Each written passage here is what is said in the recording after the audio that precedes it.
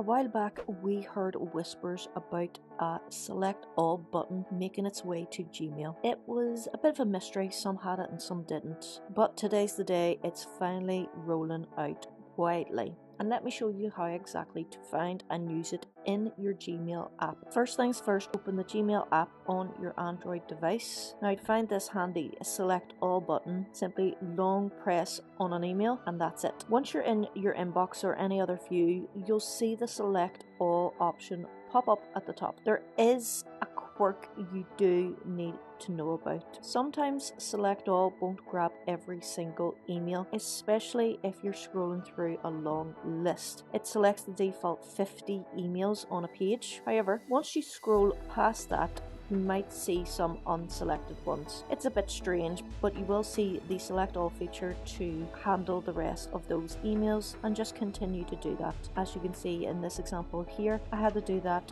for 217 emails. So although there is a select all button, it still hasn't been able to quite grasp all of the emails at once. However, this is definitely a quicker way than what the previous process was to delete all of these emails.